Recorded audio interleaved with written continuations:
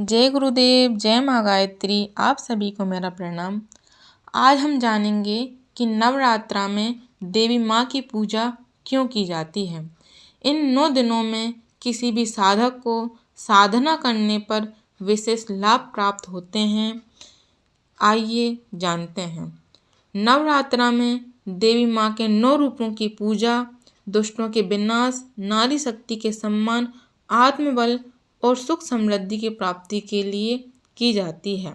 यह त्योहार आध्यात्मिक ऊर्जा, शुद्धि और सकारात्मकता को जागृत करने का समय है, जो हमें तप, संयम और समर्पण के जरिए सफलता हासिल करना सिखाता है।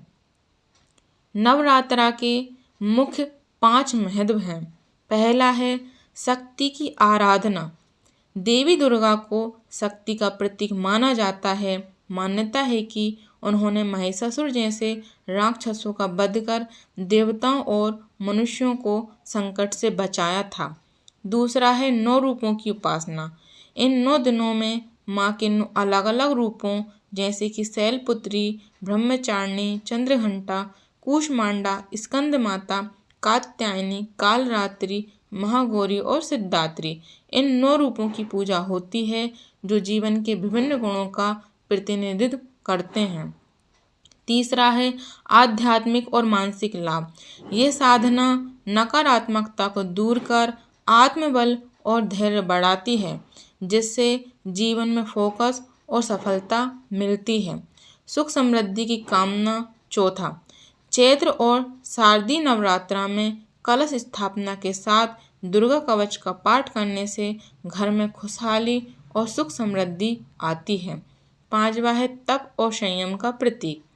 माँ ब्रह्मचारिणी की साधना हमें त्याग और तपस्या का संदेश देती है।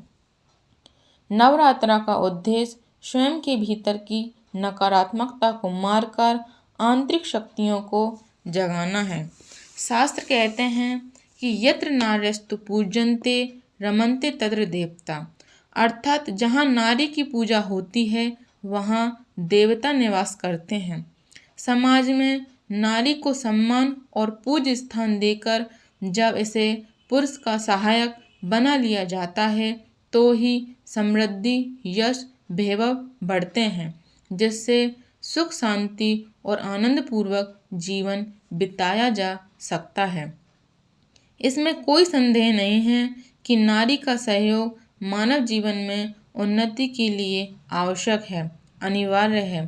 वह समाज उन्नति नहीं कर सकता जहाँ स्त्री, जो मानव जीवन का अर्ध अंग ही नहीं बल्कि एक बहुत बड़ी शक्ति है, इसको सामाजिक अधिकारों से वंचित कर उसे लुंग पुंज एवं पद अलित बनाकर रखा जाता है।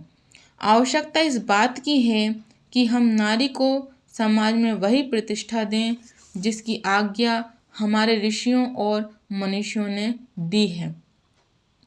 उसे जीवन के सभी क्षेत्रों में आगे बढ़ाएं। हम देखेंगे कि नारी अबला, असहाय न रहकर शक्ति सामर्थ्य की मूर्ति बनेगी। वह जीवन यात्रा में हमारे लिए बोझ न रहकर हमारी सहायक सहयोगिनी सिद्ध होगी। तब हमें उसके भविष्य के संबंध में चिंतित न होना पड़ेगा। वह हमें अपनी रक्षा करने तथा अपना निर्वाह करने में स्वयं समर्थ होगी। हमारे सामाजिक जीवन की ये एक बहुत महत्वपूर्ण मांग है कि सदियों से घर की 4 दीवारी में बंद, पर्दे की ओट में छिपी हुई, पराश्रिता, परावलंबी, अशिक्षित, अंधविश्वासग्रस्त बनाकर रखी गई नारी को वर्तमान दुर्दशा से उबारें। उसे समानता, स्वतंत्रता की मनोवोचित सुविधा प्राप्त करें और उसे शिक्षित, स्वावलंबी, सुसंस्कृत एवं योग्य बनाएं। तभी वह हमारे विकास में सहायक बनेगी और तभी विश्व और मानव का समग्र उत्कर्ष हो सकेगा। मातृशक्ति का उत्थान इस समय की सबसे बड़ी आवश्यकता है। भावी युग का नेतृत्व मातृशक्ति के हाथों में ही होगा, जो विश्व के लिए कल्याणकारी होगा। परम पूज्य गुरुदेव ने 21वीं सदी को नारी सदी कहा है, यानी 21वीं सदी नारी सदी और 21वीं सदी उज्जवल भविष्य। अब मातृशक्ति को जीवन के हर क्षेत्र में उठना होगा और आगे बढ़ना होगा।